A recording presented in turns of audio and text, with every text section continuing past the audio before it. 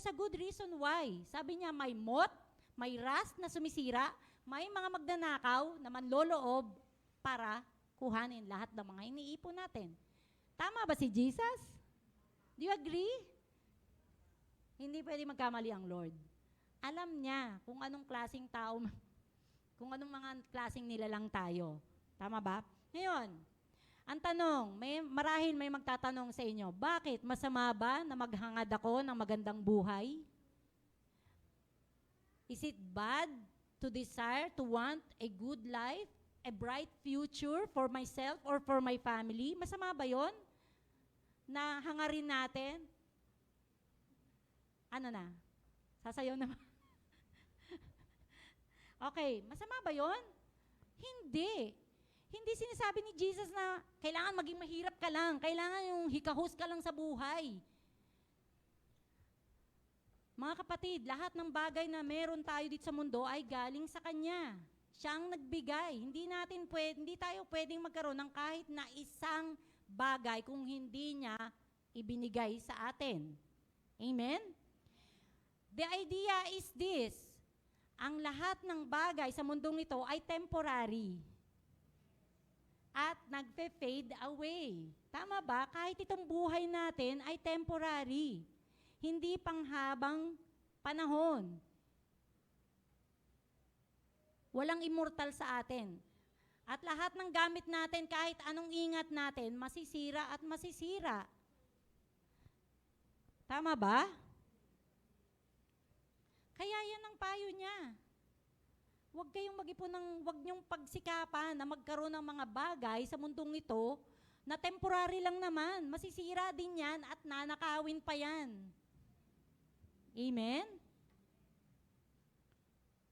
So, yan yung mga treasures on earth, the things that we hold on to. Kaya nga sabi niya, itong mga lust of the eyes, lust of the flesh, and pride of life, it is not of the Father. Hindi ito galing sa Diyos. At kapag ito ang ating pinursu, ano ang sabi niya? The love of the Father is not in you. Because the world is passing away and the lust of it. Lahat ng meron sa mundong ito, lahat ay magpapass away and it will not abide. But everything, those na sumusunod sa Diyos, sa kalooban ng Diyos, no, inaalam kung ano ang will ng Lord, sila yung mabubuhay magpasawalang hanggan. Tama ba? They will abide forever, they will live forever, for eternity. Amen? Okay.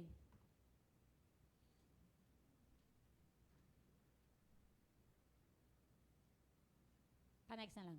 Ayan. But, sige, basahin natin anong sabi sa next verse.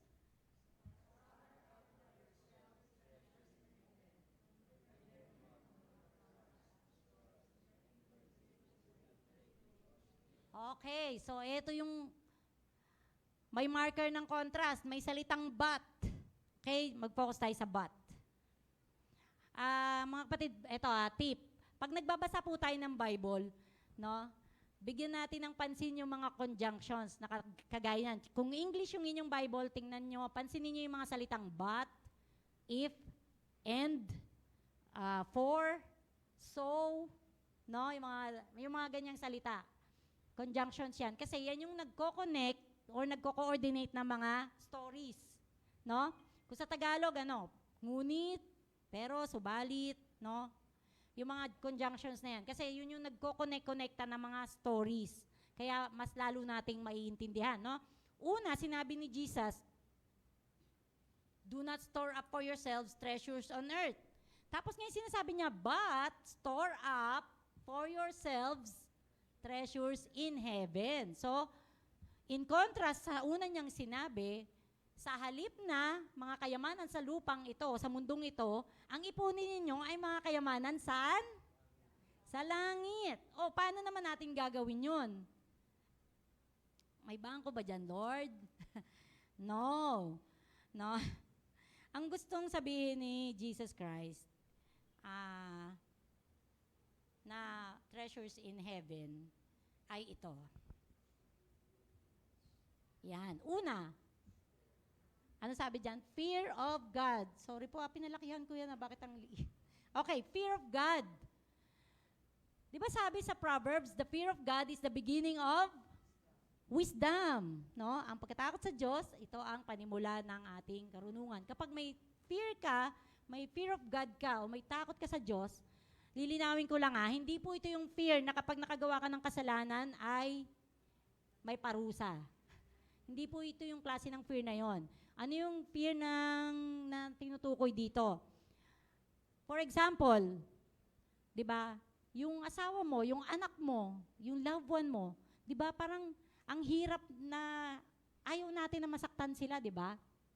Takot tayo na masaktan sila. Bakit? Kasi once na nasaktan natin ang loved ones natin, ano yung nagiging reaction nila? Lumalayo ang loob nila sa atin. Tama ba? Lalo na yung mga batang maliliit, no? Pag napalong mo, lagi mong pinapalo, lagi mong pinapagalitan, nararamdaman nila na hindi sila love, lalayo ang loob nila. Amen? Ganun yung fear of God na gusto ng Lord sa atin. Yung matakot tayo, na mapalayo tayo dahil sa mga kasalanan natin.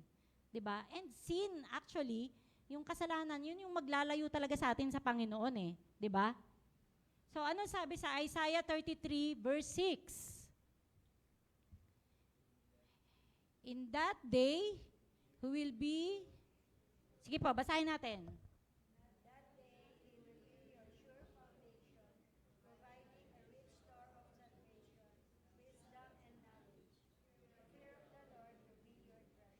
Yun. Ano sabi? The fear of the Lord will be your treasure. Grabe.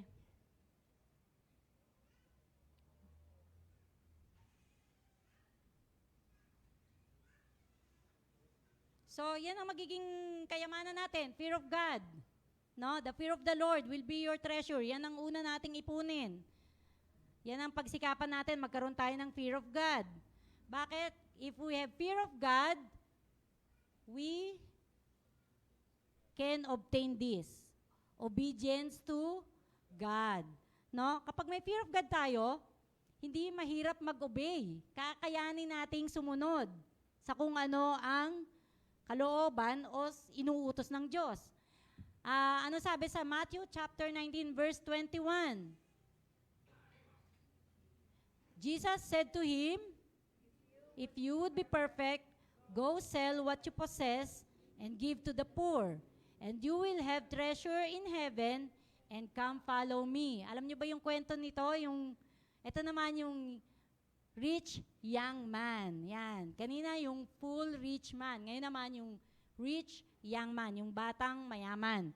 Kasi isang araw, lumapit ito kay Jesus, sabi niya, Lord, anong mabubuting gawa ang pwede kong gawin para magkaroon ako ng eternal life? No, sabi ni Jesus, di sundin mo yung mga kautusan ng Diyos. Sabi niya, ginawa ko na yan eh. Ano pa bang kulang? Sabi niya, what is lacking? Ano pa yung kulang? Sabi ni Jesus, if you want to be perfect, hindi ibig sabihin na maging perfect ay hindi nagkakamali. Ang gustong sabihin ni Jesus dito na maging perfect ka is maging kumpleto ka. Kasi ang tanong niya, ano pa ang kulang? So sabi ni Jesus, gusto mo maging kumpleto? Gawin mo to. Lahat ng ari-arian mo, ibenta mo, tapos ipamigay mo sa mahihirap, tapos sumunod ka sa akin. Sa ganon, magkakaroon ka ng treasure in heaven. Sabing ganon. Alam nyo ba yung naging response nung rich young man na to? Tumalikod siya, sobra siyang nalungkot. Bakit? Kasi sobrang yaman ng lalaking ito. Hindi niya kayang bitawan ng kanyang kayamanan. Kaya, sabi ni Jesus, come follow me. Diba? Pero hindi niya kaya kasi sobra siyang yaman. Hindi niya kayang gawin yon. Ito yung gustong gawin ni Jesus, pagawa sa kanyang Jesus bitawan mo yung mga tinitreasure mo para magkaroon ka ng treasure sa langit. Susundin mo ko, sundan mo ako, sumunod ka sa akin. Pero hindi niya kayang gawin. So, alam na natin kung paano magkakaroon ng treasure sa langit. Next, ano pa? So kapag may fear of God tayo, kaya nating mag-obey sa Panginoon, eventually, paghaharian tayo ng Diyos. Kapag nagagawa natin itong mga bagay na to, it means pinaghaharian tayo ng Diyos. The reign of God in our hearts. Sabi sa Matthew chapter 6, verses 31 to 33. Sige, pabasahin natin. Therefore, do not be anxious, saying, what shall we eat? Or what shall we drink? Or what shall we wear? For the Gentiles seek after all these things, and your heavenly Father knows that you need them all. But seek first the kingdom of God and His righteousness, and all these things will be added to you. Ano yung gusto ng Lord na unahin natin? Yung pagharian tayo ng Diyos. Yun yung mas mahalaga. Para sa Kanya, ito ang pinaka-importante. Bayaan mo na pagharian ka ng Diyos. Kasi sabi niya, ito yung mga bagay kasi na inaasam-asam ng mga walang relasyon sa Kanya. Ano yung susuotin ko? Ano yung kakainin ko? Paano kakain ng pamilya ko kung hindi ako magtatrabaho? 'Di ba? Kung hindi ako magsisikap. Gusto kong bigyan sila ng magandang kinabukasan, gagawin ko lahat. Pero 'di ba, ano sabi niya? Ito yung mga nangyayari kapag nag-store up ka ng treasures on earth. No? You are not rich in God or toward God. Nakakalimutan natin yung relasyon natin sa Diyos, sa totoo lang, sa sobrang kaabalahan natin dahil marami tayong bayarin at marami tayong ini-aim sa buhay. Maliliit pa lang yung mga anak, nag-iisip na sa ang university ko to ipapasok. Alam mo ba kung makakaabot pa ng college yan? Hindi natin alam ang buhay. No? Wala namang masama di ba? Sabi ko nga, hindi masama na desire tayo ng mga magagandang bagay para sa sarili or sa pamilya natin, sa loved ones natin.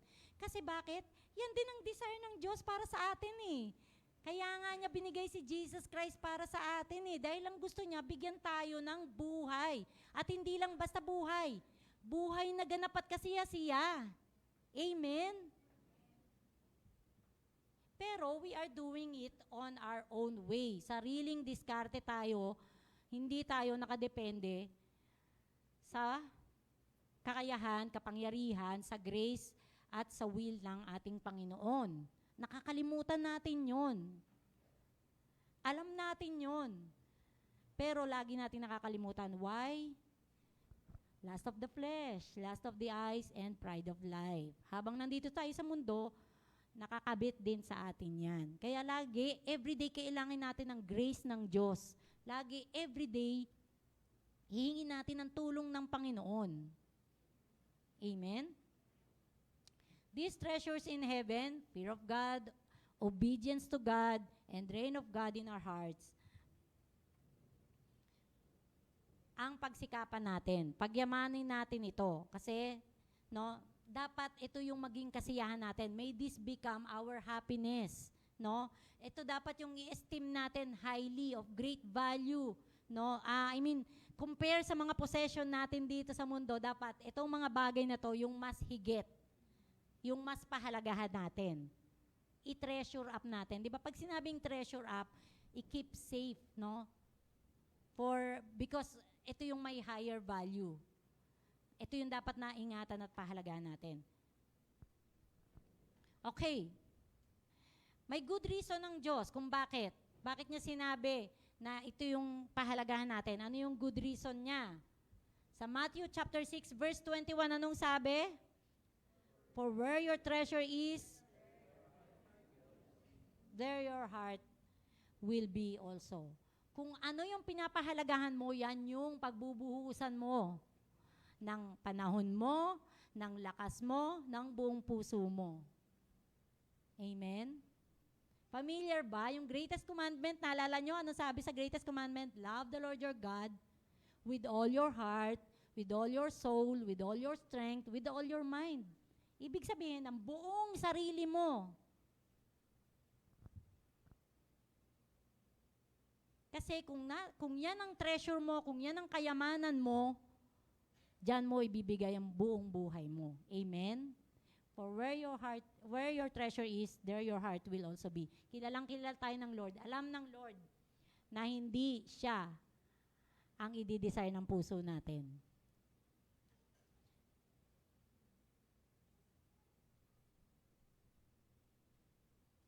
Okay, let's continue reading sa verse 22 to 24. Okay. Sabay-sabay nga po tayo. Basahin natin. The eye is the lamp of the body. So then, if your eye is clear, your whole body will be full of light. But if your eye is bad, your whole body will be full of darkness. If then the light that is in you is darkness, how great is the darkness? So, nag-shift si Jesus sa kanyang mga kwento. From teaching na do not store up for yourselves treasures on earth, but store up for yourselves treasures in heaven. Tapos biglang, the eye is the lamp of the body. Ano naman kinalaman ng mata sa mga treasures? Ano yung ibig sabihin ni Jesus dito? Ang gusto niya sa ating ipaalala, ay huwag tayong maging kagaya nung poor rich man, nang walang pangunawa. The eye here, yung mata po dito na sinasabi ni Jesus ay yung ating understanding, yung ating pagkaunawa, yung ating intellect, o yung kaalaman. Diba? Practical judgment or tinatawag na konsensya. Yan. Kahit po hindi nagsa-safeguard, may konsensya. Okay? May konsensya po tayo. Ano ang konsensya mo? Malinis ba o hindi? Okay. Ito kasi yung mag-guide sa atin. Itong mata natin.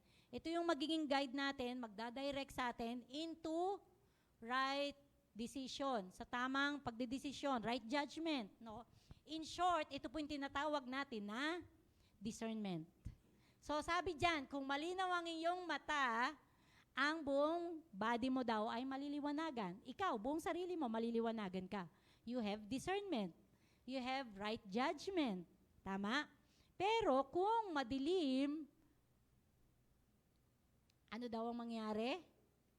If your eye is bad, your whole body will be full of darkness. Okay. So, kung wala kang pangunawa, ay talagang madilim. Hindi mo naiintindihan, kagaya ng nung poor rich man, hindi niya naiintindihan na ang buhay ng tao ay hindi naman niya hawak. At at walang magagawa ang kayamanan niya. No? Kung siya man ay bawian ng buhay, hindi siya maisisave ng kanyang kayamanan. Amen? So, kaya madilim ang kanyang pananaw sa buhay. He is full of darkness. So, ano naman ang ibig sabihin nitong if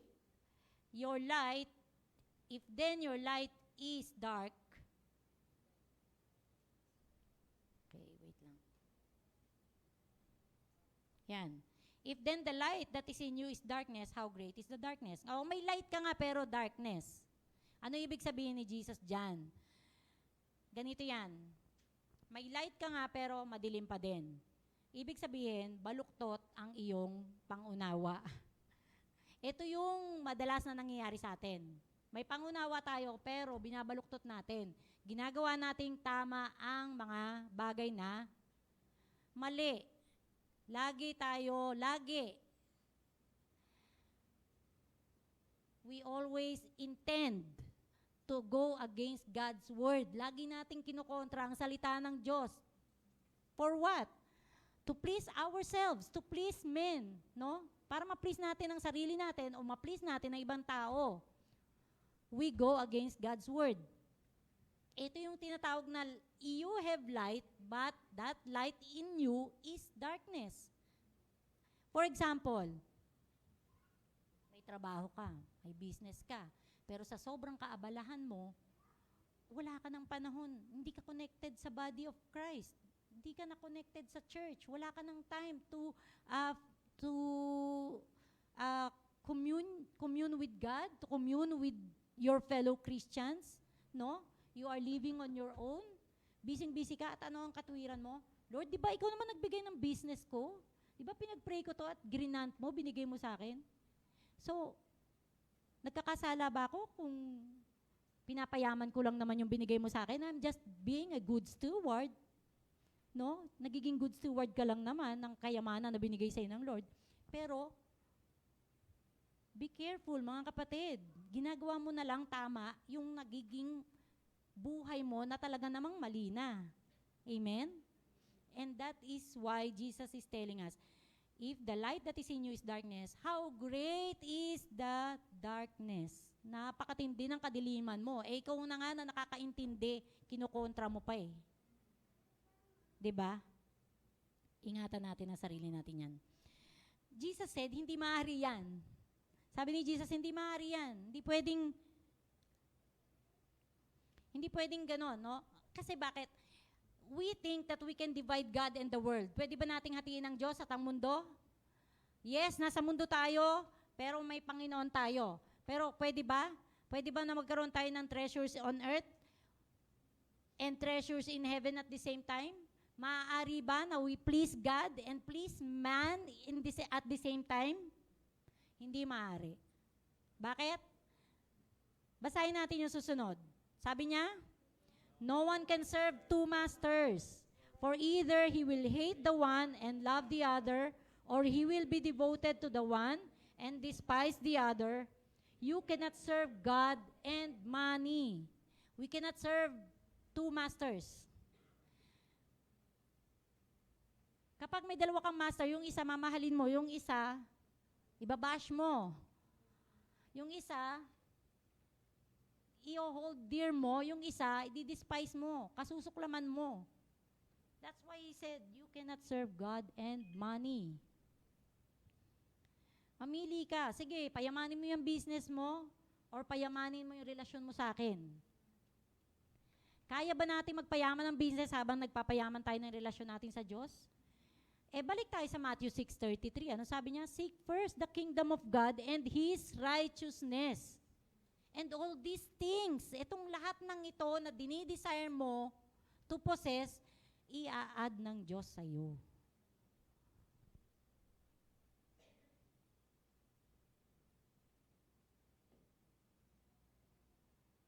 Kakatuwa ang Lord, no?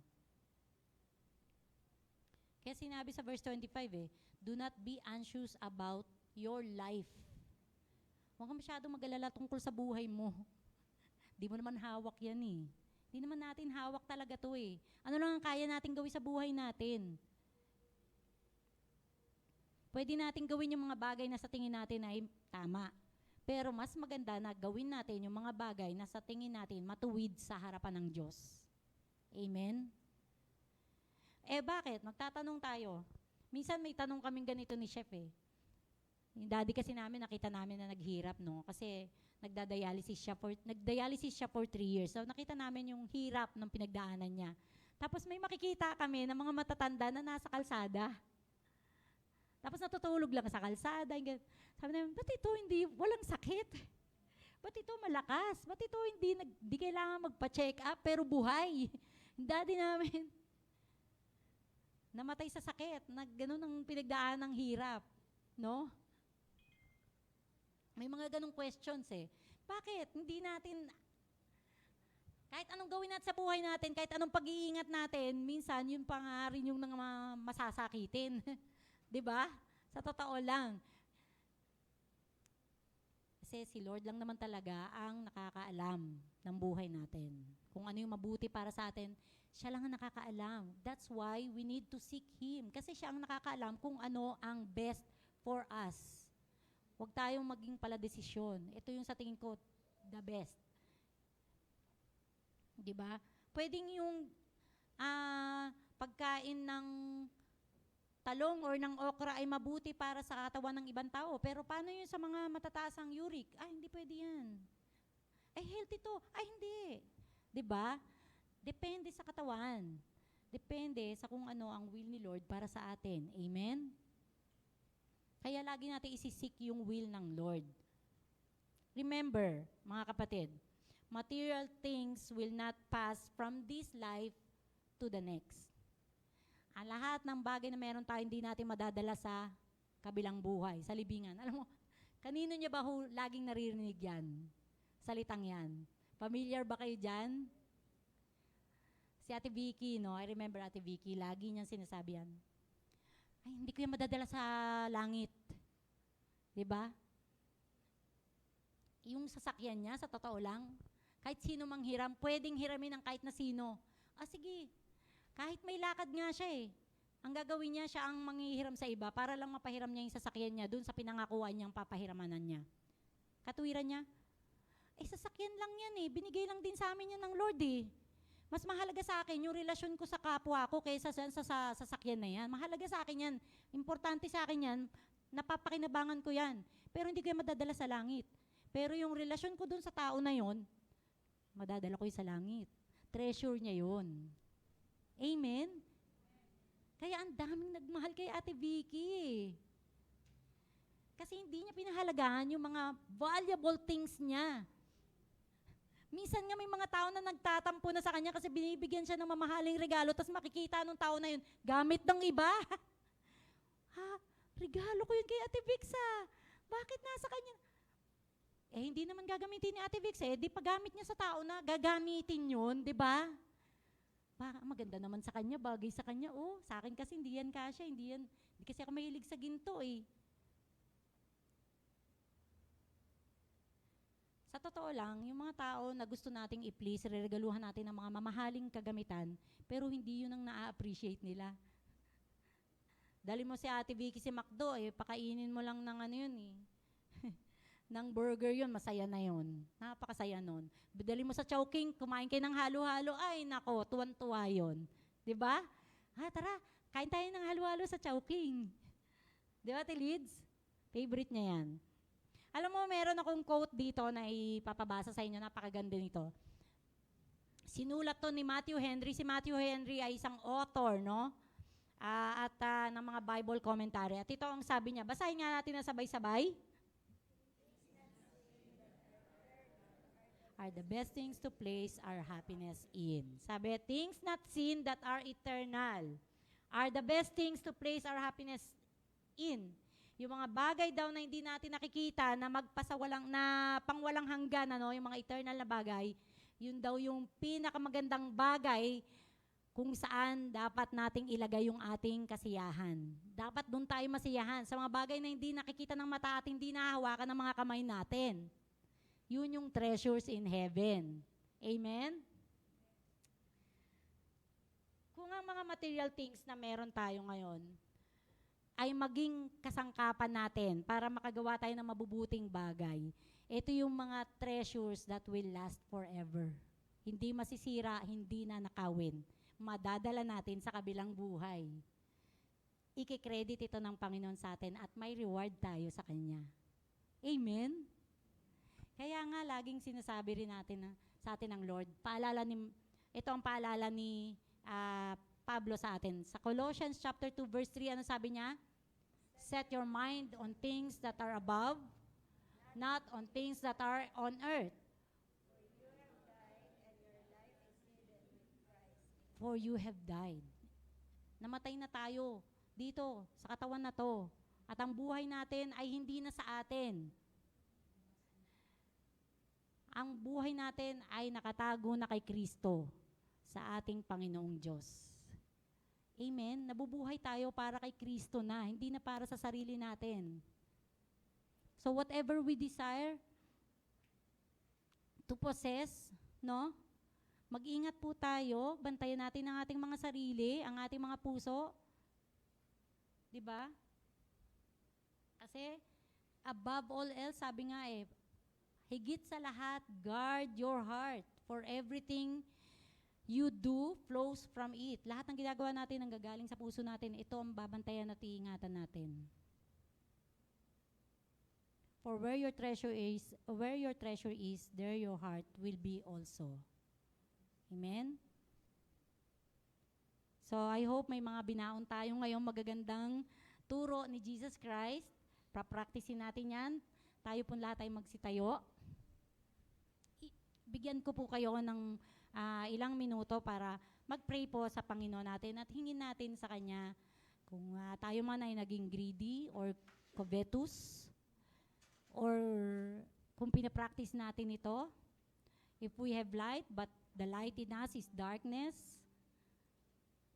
If we tend to treasure up riches for ourselves on earth, ipag-pray natin. Hingi tayo ng tawad sa Lord at humingi tayo ng gabay sa Panginoon kung paano tayo mag-iipon ng treasure sa langit. Pakitain sa atin ni Lord. Bigyan tayo ng clear eye. Maging wise tayo. Bigyan tayo ni Lord ng discernment. And actually, to obtain discernment, we only have to abide in His Word. Magbabad lang tayo sa salita ng Diyos. Araw-araw lang isik natin kung ano ang salita ng Diyos. Practicein lang natin yan and we will have discernment. We can obtain clear eye kung lagi lang tayong nagbabasa ng salita niya.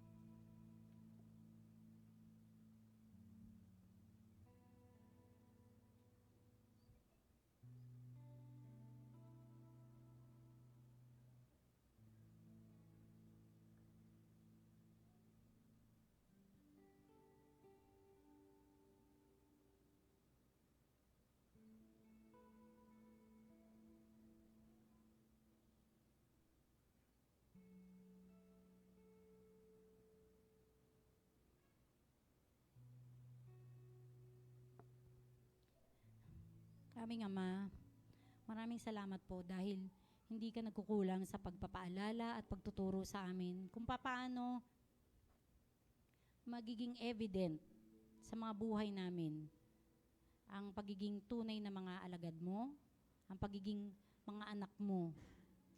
Kung paano kami mabubuhay sa mundong ito na magre-reflect ka sa aming mga buhay, sa paraan ng pamumuhay namin, sa paraan ng pananalita namin, sa paraan ng pagtrato namin sa kapwa namin, kung paano kami, Lord God, magiging mayaman, hindi sa mata ng tao, kundi sa mata ninyo. Lord, and if we become rich toward you, hindi rin naman malabo na maging rich kami dito sa mundong ito eh. Dahil yun ang pangako mo, Lord. If we seek you first and your kingdom, your righteousness, Lord God, all the things that we desire will be added to us. Not only the things that we need, Lord God. For you are merciful. Your love endures forever. You are good all the time. Lord, kung ibinigay mo na ang iyong anak na si Jesus, ang aming Panginoong Jesus, para sa amin, ano pa ang hindi mo kayang ibigay sa amin, Lord? You are for us. Who can be against us? Lord God, maraming salamat dahil ipinaunawa mo sa amin ang mga bagay na ito. Patuloy mo pa kaming turuan, Lord. Hindi lang dito sa loob ng church. Paglabas namin, Lord, marami kaming makikita. Marami kaming nanasain. I-desire na makamit para sa mga buhay namin. Marami kaming life goals. Pero Lord, patuloy mo kaming turuan. Ang salita mo, Lord, araw-araw maging gabay namin para magkaroon kami ng discernment, ng understanding, maging wise kami, Lord God. Lord, lagi mong i-remind kami na ang buhay namin ay natatago na kay Kristo. Na hindi na kami yung dating mga sarili namin. Namatay na kami sa aming mga sarili. At binigyan mo kami ng bagong buhay. We were born again. We were born of God. At ang Holy Spirit na nakatira dito sa aming mga puso, sa katawan na ito. Hindi na namin pag-aari itong katawan na to. We are not our own. But you live in us. You live with us. You are in us. You are with us, through us, Lord God. So Lord, help us to live a life that is pleasing to you. A life, Lord God, na worthy to be called sons of God.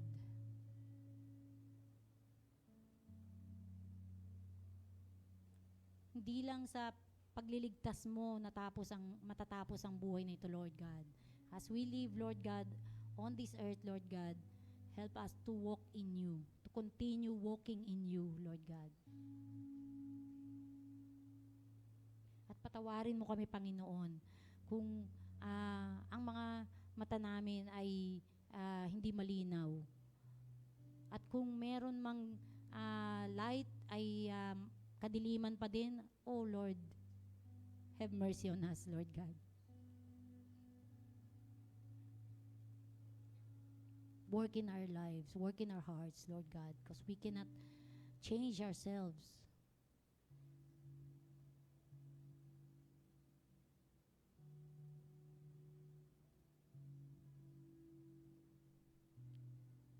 We cannot change who we are, Lord God, but you can. For nothing is too difficult for you. Nothing is impossible for you. Maraming salamat, Panginoon, dahil hindi mo kami pinababayaan. Palagi mo kaming tinuturuan, palagi mo kaming ginagabayan, because you love us so much, Lord God.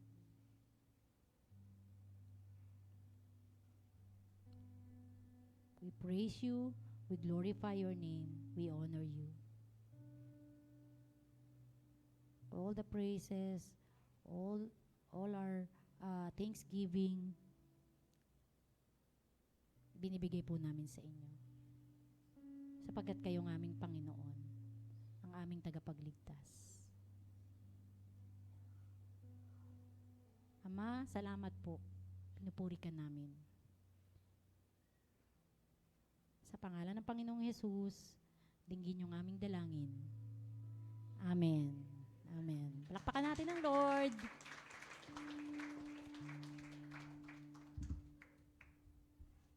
Yan. Salamat sa salita ng Panginoon na pinapaalala sa atin, mga kapatid. Alam niyo po, ang ating generation, hindi na naman yung generation ng mga bata, ating mga young, teens, yung mahalaga. Siyempre, mga generation din ng ating mga legendary, mga elderly, no? Pero napapansin natin ito, mga kapatid. Most of us ay talagang marami naman din pangarap sa buhay. Tama po ba? Nangangarap po ba tayo? May mga plano po ba tayo sa ating mga buhay? Importante po ba yan? Yung pagpaplano at pangarap sa buhay? Nangangarap ka pa ba? Matindi kung hindi ka nangangarap. Okay? Napakahalaga. Pero, ayon sa Word of God, kailangan balanse. Amen po ba? May trabaho ka, may maganda kang business, well-off ang iyong family, pero hopefully, balanse. Nasa orderliness ang iyong buhay. At hindi parang puro na lang kayod. Kayod ng kayod, wala nang time sa Panginoon. Hindi balanse yon, tama po ba? Kaya tinuturo sa atin ng Panginoon na hindi lang dapat tayo mag-gain ng mga bagay sa mundo. Bagkos, ang gusto ng Panginoon, mag-gain ka, most and importantly, mga treasures in heaven. Kasabay ng pag-gain mo sa mundo. Hindi baliktad, tama po ba? Hindi baliktad. Kaya sa inyong mga professionals, mga nagtatrabaho, mga kumakayod, mga, nangangarap na mga estudyante, nag-aaral na maigi para may magandang future, yan ay hindi masama. Yan ay okay sa Panginoon. Dahil ang Diyos, pinagkakatiwalaan tayo ng mga ganyang bagay. Tama po ba? Amen po ba? Pero ang masama o hindi maganda ay sobra na ang panahon mo sa lahat ng yan. Tapos, pagod na pagod ka. Sabi mo sa katabi mo, magpahinga ka naman.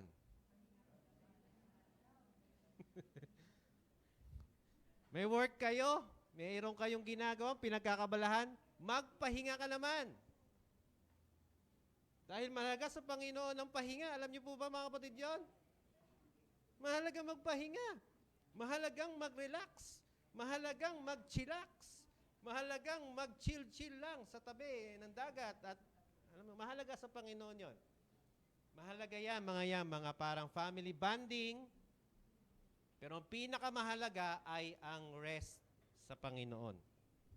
Dahil alam ko, kapag sobrang busy mo, dahil ikaw ay merong mindset na I want this, wala kang satisfaction, I want this, kayod ka ng kayod. Dami mong side hustle, ang dami mong mga racket. Ikaw ay raketera, ikaw ay raketero. Wala ka ng time sa Panginoon. Alam nyo ba? Napakahalaga ng time natin kay Lord kaysa mga time natin dito.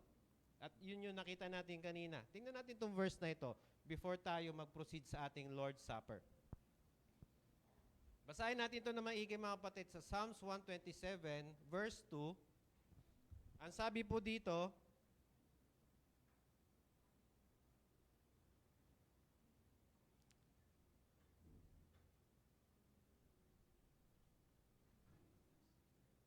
okay? Magkakasunod-sunod lang yon yung picture na sinend ko. Psalms 127, yan, verse 2. Basahin natin ito mga kapatid, ha? Okay, sige, sabay-sabay tayo. 1, 2, 3.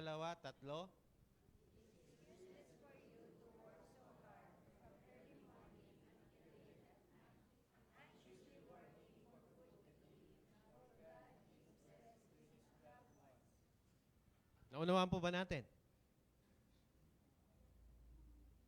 Naunawaan po ba natin? Sino ang hardworking person dito sa lugar na ito? Sa room na ito? Ikaw ba yung hardworking person? No? 24 hours ang binigay sa atin ng Panginoon. Sinasagad mo hanggang 28 hours. Lumalampas ka pa. Napaka-hardworking mo. Wala kang tulog. Anxious ka.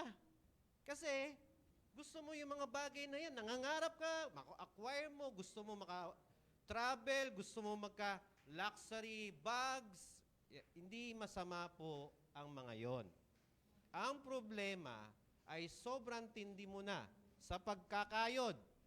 O, ang tindi mo na, mga estudyante, sa pag-aaral nang wala ka ng time na magpahinga because God give rest to His loved ones. Ulitin mo uli. Sabi mo sa katabi mo, ito na ha, ito na yung, ito na yung natin, magpahinga tayo bukas. Kaso babalik na tayo sa work eh. Pero salamat sa Panginoon, ngayon yung rest natin. Mga kapatid, ang rest natin ay talagang nasa Panginoon. Kaya huwag niyong kaliligtaan itong rest. And hopefully, itong Sunday is your rest. Hindi ito burdensome. Hindi ito kabigatan. Yung pagpunta, yung paggising mo na maaga, tama ba, Tatay Francis? Excited ka. Bakit? Kasi ang Diyos bibigyan ka ng rest. Well, I don't know kung anong rest mo, pero the Bible says, God is our rest. Kung hindi rest ang Diyos mo, ewan ko kung sinong Diyos mo. Kung hindi rest ang pagpunta sa church, ewan ko kung sino yung Lord mo. Because my Jesus is my rest. His word is my rest. And sinong excited magpahinga? Tayong lahat, tama po ba? Pagtapos nga ng trabaho, o kaya hindi pa tapos yung time, 5 o'clock, minsan gusto mo nang umuwi sa bahay. Bakit? Kasi gusto mong itaas yung paa, gusto mong umupo sa yung couch, kasi gusto mong mag-rest. Sino sa inyo excited kapag 4:59 na? Kasi alis ka na sa trabaho eh. Ganun din sa church. Excited ka dapat pumunta sa church kasi you find rest in God.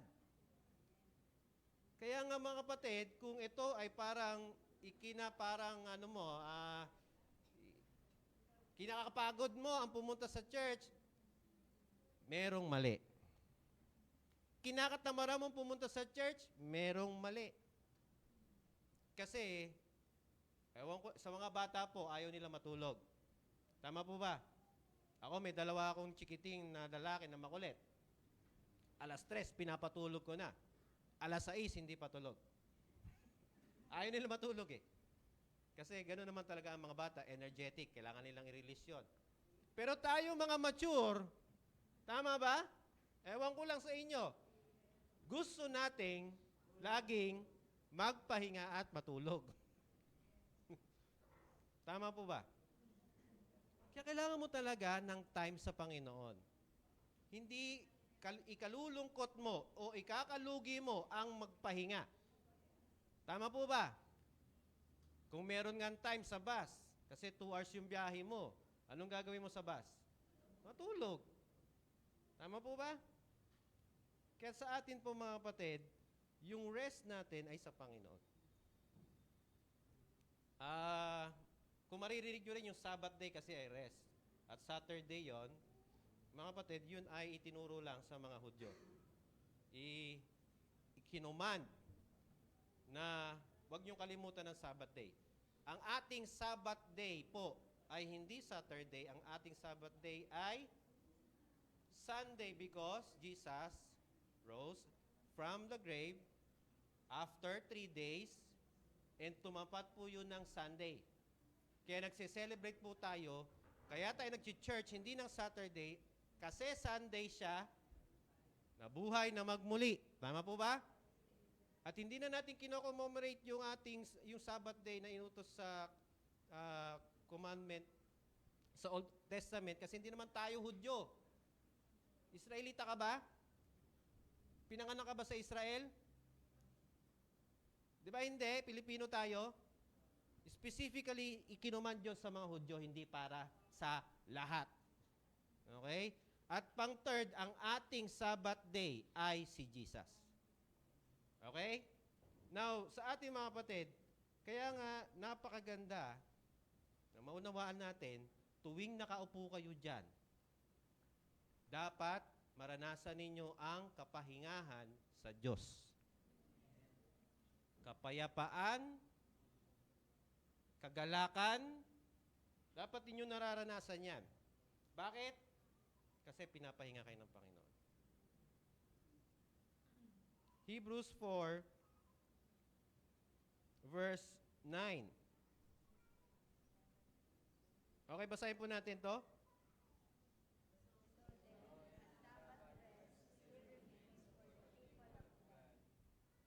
Okay.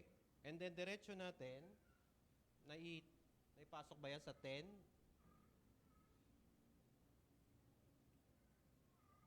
Verse 10. Okay? Ang verse 10, Hebrews 4:9.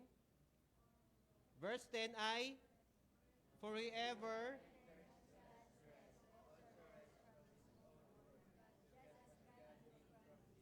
And then verse 11, so,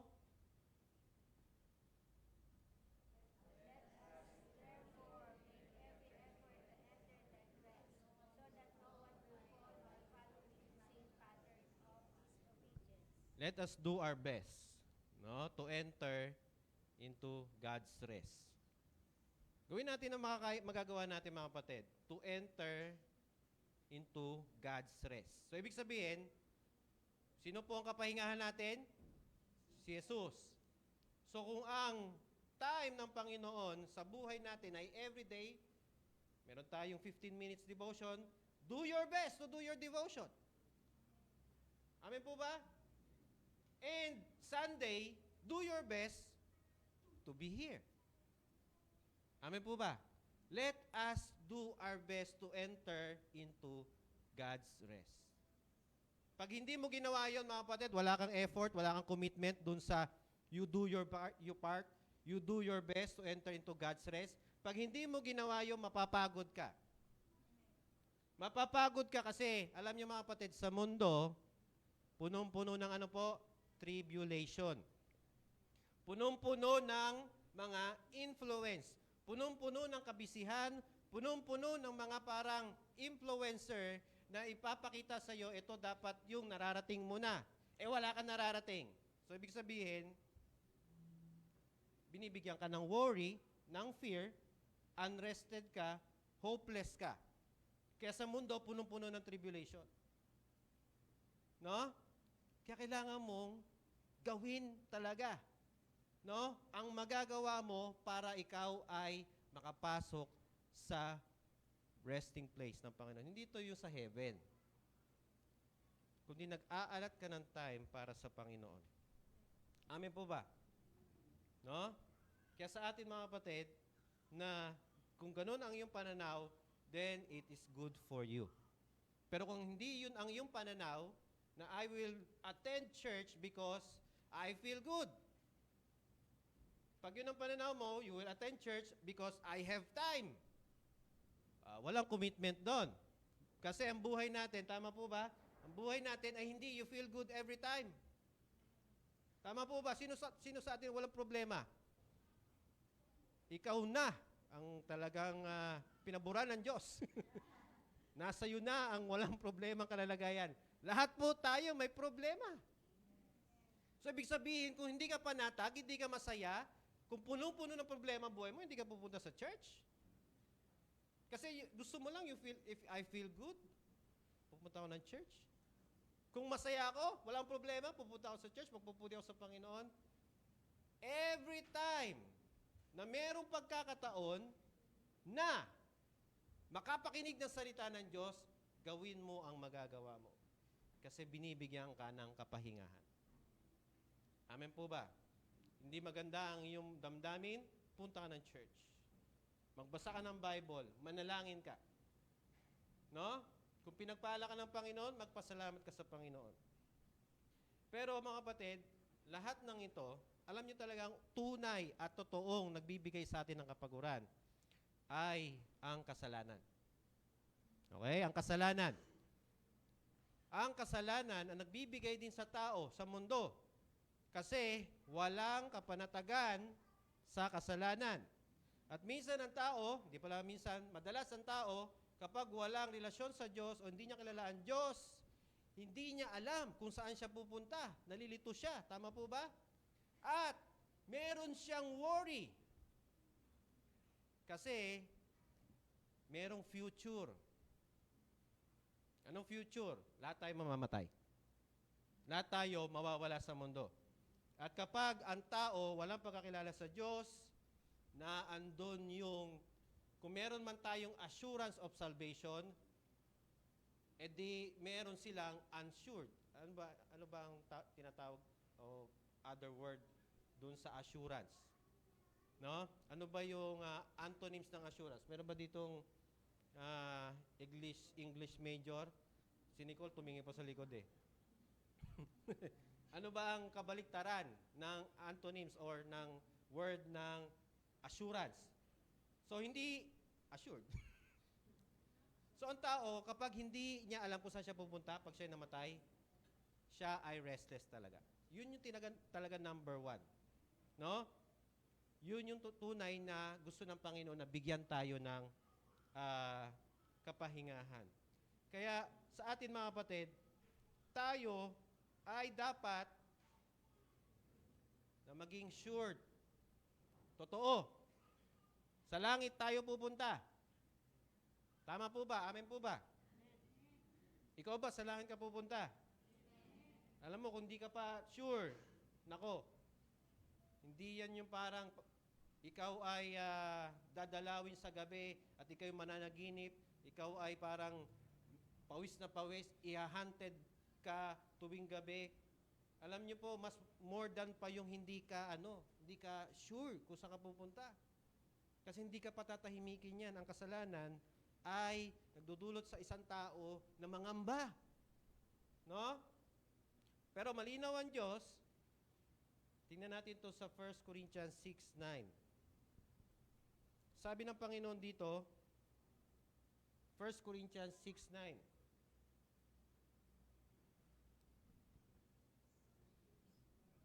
Okay, sabay-sabay natin basahin. Simulan natin sa 9.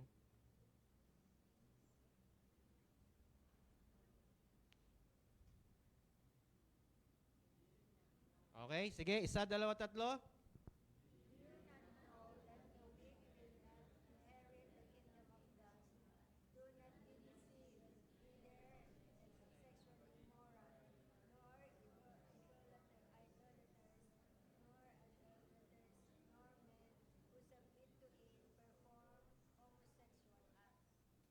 And then, verse 10. Intindihin natin ito maigi mga kapatid, ha?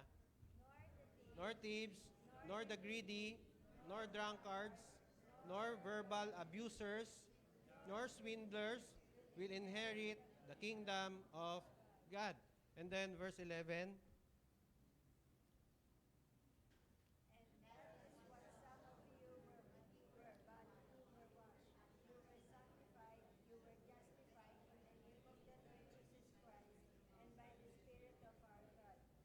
Okay. We were justified. Mga kapatid, hindi lang tayo parang, ang Diyos hindi lang naandyan para tayo ay i-provide yung mga pangailangan natin. Mababaw yon.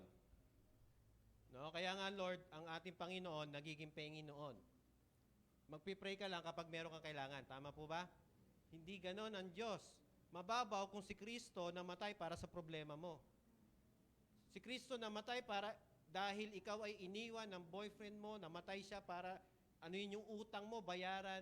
Mababaw yun, mga kapatid. Namatay siya para tayo ay iligtas. Kasi malinaw ang Biblia na itong mga ito, hindi sila makakapag-inherit ng kingdom. At yung gumagawa ng kasalanan, restless yan, mga kapatid. Wala yang kapanatagan. Inaano yan ang konsensya. Hinahan. And pinakamalalim, kinukulit ng Holy Spirit. Sinasabi, bumalik ka. Kaya nga napakahalaga sa atin na magkaroon tayo ng kapahingahan kay Kristo. Yung pagmamahal niya, yung ginawa niya sa atin, tayo ay kalaban ng Diyos, kaaway ng Diyos, pero ginawa niya tayong banal sa kanyang harapan. Kaya nga ating inaalala, tuwing every first week of the month, yung ginawa ni Kristo sa pamamagitan ng Lord's Supper, kasi yun yung nagbibigay sa atin ng kapanatagan, ng rest. Na tayo ay mahal niya, pinatawad niya, nireconcile niya. Hindi dahil sa ating sarili, kundi dahil sa Kanya. No? Last verse mga kapatid, basahin natin itong Colossians 1:20 hanggang 22. Ang sabi dito sa Colossians 1,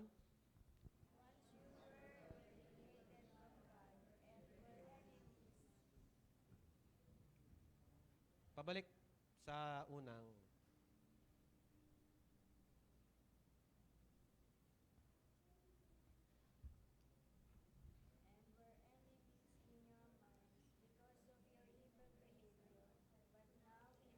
Okay na.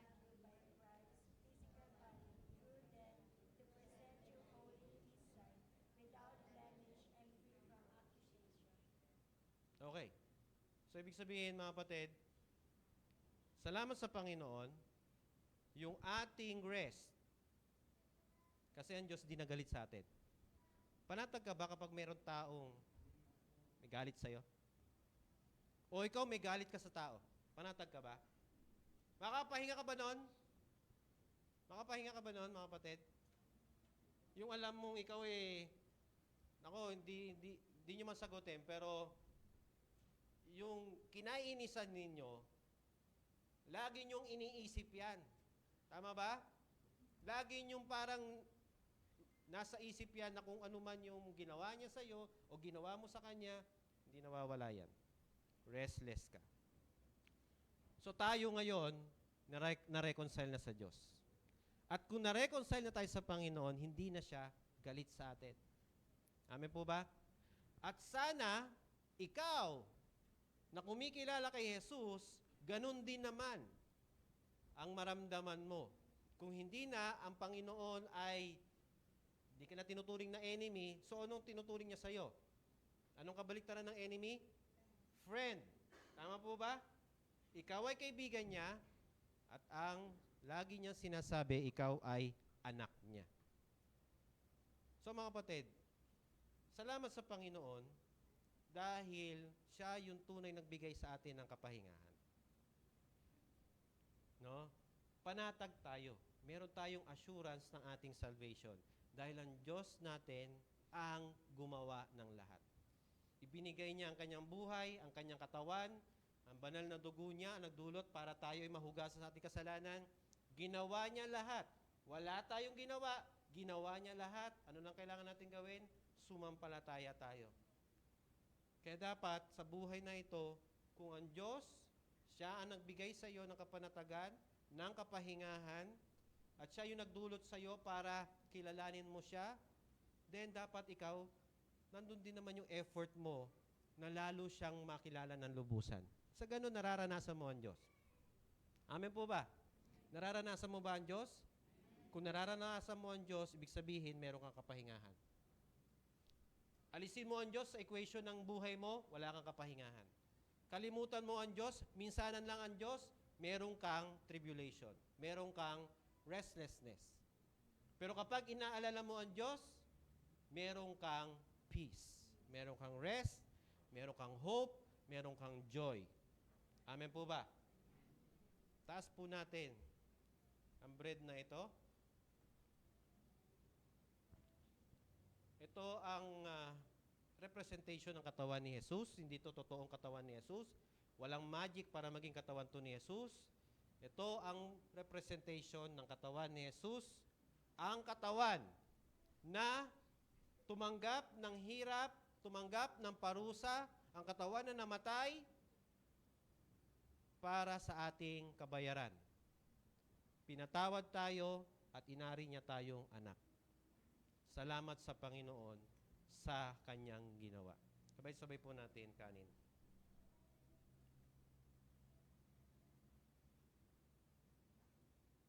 Itaas po natin ang grape juice. Pinapakita ng Panginoon na ang kanyang banal na dugo ang naghugas sa ating mga pagkakasala. Kaya ang Panginoong Jesus, ang tanging maging Diyos ng iyong buhay. Siya ay iyong mahalin. Siya ay iyong sundin. Dahil ang Diyos ay para sa iyo. He is not against you. He loves us so much, He washes all of our sins. Amen po ba? So ang kasalanan natin ay pinatawad na at tayo ngayon ay banal sa kanyang harapan. Sabay-sabay po natin inumin. Tayo po ay manalangin. Maraming salamat po, Ama. Salamat, Lord, na kami ay patuloy mong tinuturuan, Panginoon, at tinutulungan na kami, Lord, ay magkaroon ng kapahingahan kay Jesus lamang. Siya yung aming satisfaction. Siya yung aming hope. Siya nagbibigay sa amin ng life. Siya nagbibigay sa amin, Panginoon, ng peace. Kaya wag nawa, Panginoon, maialis to sa aming mga ginagawang sistema o lifestyle, Lord, ng aming buhay. Kami ay mga anak mo, kaya nararapat lang, Lord, na kami ay maglaan ng time para ikaw ay makilala ng lubusan. Salamat, Lord, sa ginawa ng Panginoong Yesus. Salamat sa pagmamahal niya. Salamat, Panginoon, Ama, dahil ibinigay mo siya para kami ay maligtas. Ito ang aming pasasalamat at papuri sa tanging pangalan ng Panginoong Yesus. Amen. Amen. God bless us, mga kapatid.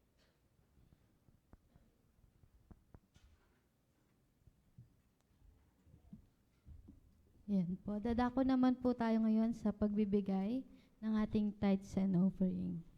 Ang magbigay daw po ng may masayang puso ay nagpapakita na inikilala natin ang Panginoon na sa Kanya po nanggagaling ang lahat ng meron sa atin. Let's sing po.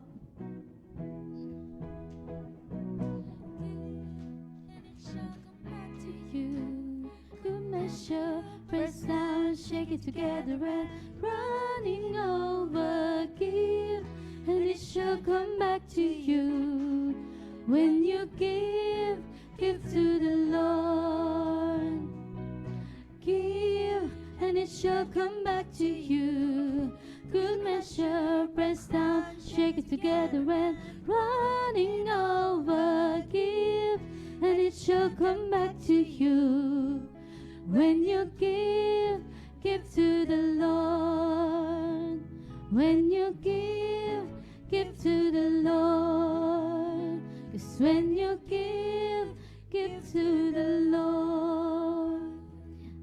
ipray po natin ang ating mga tithes and offering. Panginoon, maraming salamat po sa iyong biyaya, Panginoon, na tunay nga na ano man ang meron sa amin, ito'y galing sa iyo. Dalangin namin, Panginoon, ang mga nagbigay ng tithes and offering.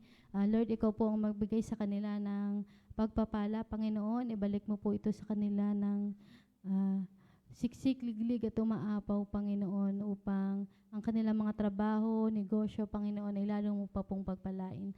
Maraming salamat po, Panginoon. Pinupuri ka namin, pinasasalamatan sa pangalan ni Jesus. Amen and amen. Ayan, announcement po.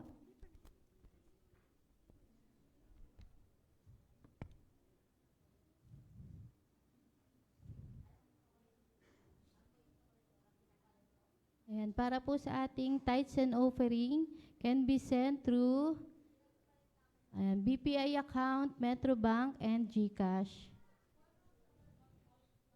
A worship service po natin every Sunday at 9:30 a.m. Prayer and intercession po tuwing Saturday at 9 a.m. Ayan, please like, comment, share, and subscribe po to our YouTube channel, Kingdom Ministries, Facebook page, and Instagram and TikTok po.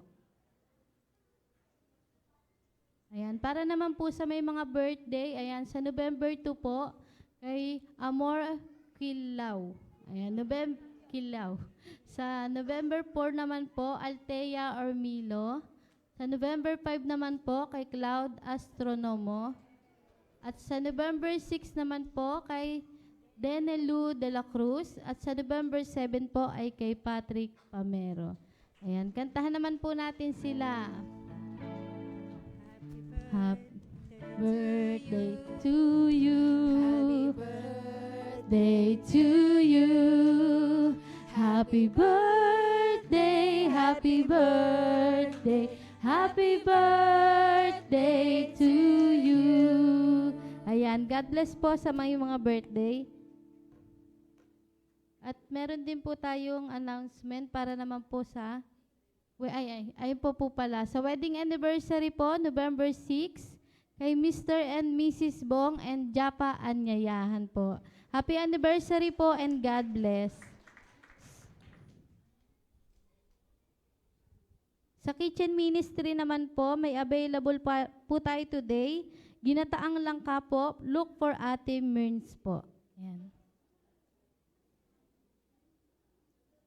Okay na po, wala na pong announcement. Tinatawagan ko po si Pastor.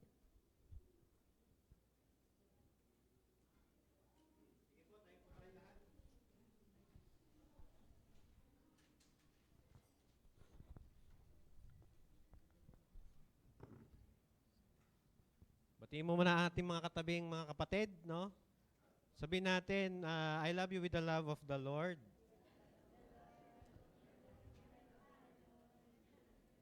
Bigyan mo na lang ng ano din, peace be with you. Peace be with you. Yan. Salamat sa Lord dahil tayo ay nagkakaroon ng pagkakataon na tuwing ganitong gathering, nagkakaroon tayo ng palakasan, no? Nagkakaroon tayo ng way para ma-realize natin kung ano yung mga kailangan natin at gawin natin sa ating mga buhay. No? Kaya this week mga kapatid, maganda yung tinuro sa atin ni Pastora May na tayo dapat ay unahin natin yung pagharian tayo ng Diyos. Unahin natin yung ating relasyon sa Panginoon. And the Lord will bless you. Amen po ba? Totoo ang salita ng Diyos. Kapag inuna mo siya, pagpapalain ka. At sabi ng Panginoon, lahat ay idaragdag sa iyo. Kaya ang challenge sa atin, o encouragement ng Panginoon sa atin, this week, unahin ko ang Panginoon. Dahil alam ko, pagpapalain niya ako. Amen po ba mga kapatid? No? Tayo muna ay manalangin. Ilapit natin sa Panginoon ang mga personal na prayer request natin sa Kanya. Ang Panginoon natin ay malugod na sumagot sa ating mga dalangin. Magkaroon lang tayo ng pananampalataya. Magkaroon lang tayo ng puso na dalisay, genuine. At mabibigyan ng kaluguran ang Panginoon sa mga answered prayer natin. Manalangin tayo. Maraming salamat po, Ama. Salamat po na ikaw po ay patuloy na gumagawa at kumikilos, Panginoon, sa aming mga buhay. Alam mo, Panginoon, ang lahat, Lord, sa aming mga nararanasan, Panginoon, sa aming personal life, sa aming pamilya, sa mga trabaho, sa pag-aaral. Lord, alam mo, Panginoon, ang mga karanasan ng bawat isa. Kaya kami ay lumalapit sa iyo, Ama, dahil alam namin meron kang magagawa na higit pa, Panginoon, sa kaya naming gawin. Kaya Lord, pakinggan mo kami, hindi dahil sa aming mga sariling kabaitan o anuman, kundi Lord, ikaw ay makikinig dahil si Kristo ay nasa amin.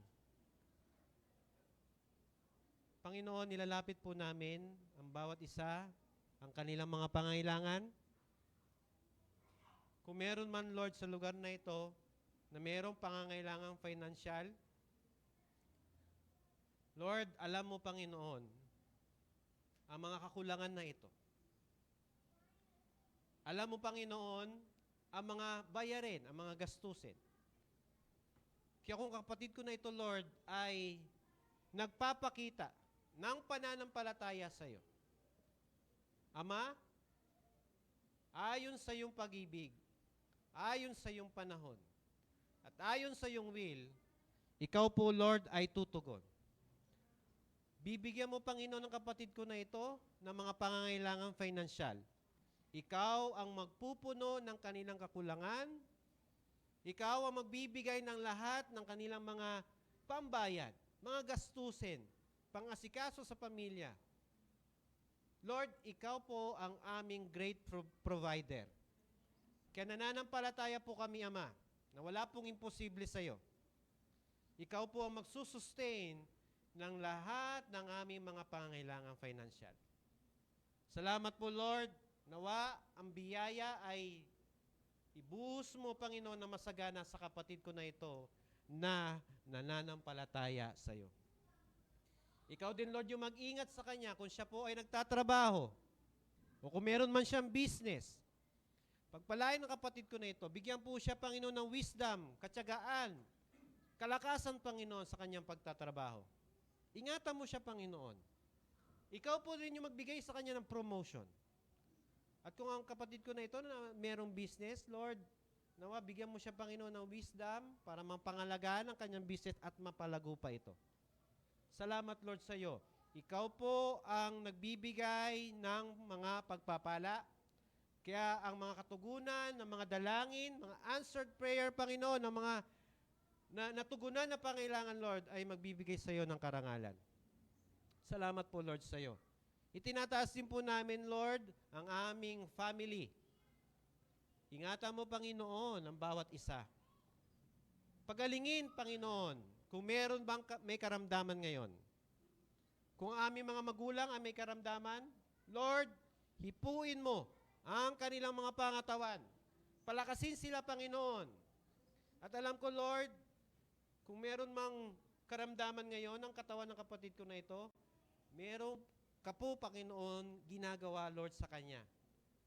Kaya, Panginoon, I pray na lalo pa siyang manampalataya. Huwag po siyang panghinaan ng loob. Maging matatag po siya, Panginoon, sa iyo. At ikaw po ang magpaparanas sa kanya ng kagalingan. Kaya, Lord, salamat, Lord, sa bawat isa na iyong pagagalingin. Hipuin mo ang katawan ng kapatid ko na ito. At nawa, bumalik, Lord, ang sigla at saya, Panginoon, resistensya, Panginoon, ng katawan niya. At salamat po, Diyos, sa iyo, itong healing, itong answer prayer ng healing right now, Panginoon, magbibigay ng karangalan at kalwalhatian, Panginoon, sa iyong pangalan. Kaya, Lord, salamat po, Diyos, sa iyo. Ang aming pamilya ay aming Panginoon itinataas sa iyo, maging ikaw po, Lord, ay maging sentro nito. Kung meron mang pinagdadaanan na problema, mga pagsubok, Lord, salamat dahil Alam namin, lahat ng mga unos sa buhay, lahat ng mga challenges, ito Panginoon din, Lord, ay mapapawi. Salamat po, Panginoon.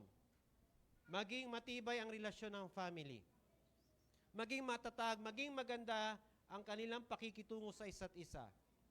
Maipakita ang pagmamahalan, pag-uunawaan at pagintindihan. At maging iisa lang, Panginoon, ng kanilang pananampalataya. Kaya Lord, Ikaw po ang pumagitna sa bawat pamilya, Panginoon, na nandito.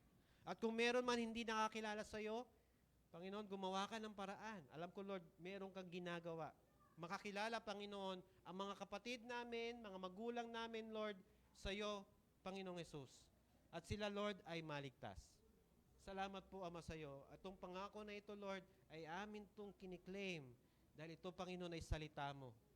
Hinihiling po namin ang buong sambahayan namin, Panginoon, ay maligtas. Salamat po, Ama, sa iyo. Ganon din, Lord, ang amin din itinataas sa iyo, ang church na ito, nawa kami, Panginoon, ay gamitin mo sa community na ito, Lord, sa lugar na ito, maging ilaw at asin kami ng lugar na ito, Lord, at maraming makakilala sa iyo. Tulungan mo kami, Panginoon, palakasin mo kami, at i-prepare mo kami, Lord. Salamat po, Ama. Ang amin din church building na pinapagawa dun sa Pulong Saging, ito, Lord, ay sinimulan mo, ikaw din, Lord, yung magtatapos nito. Salamat po, Ama. Salamat, Lord, sa kagalingan ng mga karamdaman, sa provision, sa pag-iingat. Salamat, Panginoon, sa pagsusustain ng lahat. At ganun din, Lord, Ikaw din, Panginoon, na mag-ingat sa amin sa week na darating. Ilayo kami sa anumang aksidente. Ilayo kami sa anumang kapahamakan. Ilayo ang bawat isa sa masasamang tao. At ilayo, protektahan ang bawat isa mula sa gawa ng kaaway. Maranasan po namin ang sigla at saya. Maranasan po namin na kami, Panginoon, ang comfort mo ay lagi namin, Panginoon, maranasan. Salamat po, Ama, sa iyo. Tanggapin natin ang biyaya na galing sa ating Diyos, ang pag-ibig ng ating Diyos Ama, ang pagliligtas ng Panginoong Hesukristo, ang gabay, patnubay at kapangyarihan ng banal na Espiritu ay sumaati nawa ngayon at magpakailanman. Amen, amen, amen. Pagpalain po tayo lahat ng ating Panginoon. God bless us po. Bago po tayo mag-iwahiwalay, ayan, muli po muna nating awitan ng ating Panginoon.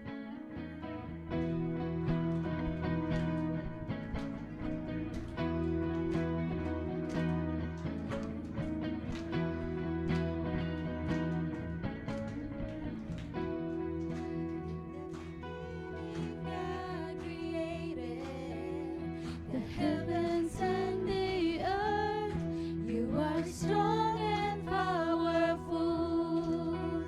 Over creations, you have no limits, your love is relentless. My life is in your hands, and I will trust in you, Lord. You alone are God. 'Cause you are great and perform how wonderful things. 'Cause you are great, you are God of miracles. You are wonder-working God. Nothing's too hard and impossible to you. 'Cause you are great, you are God of miracles. You are wonder-working God. Nothing's too hard and impossible to you. Nothing's too hard and impossible to you. Nothing's too hard and impossible to you. 'Cause you are great. Ayan. God bless po sa lahat. See you on next Sunday po.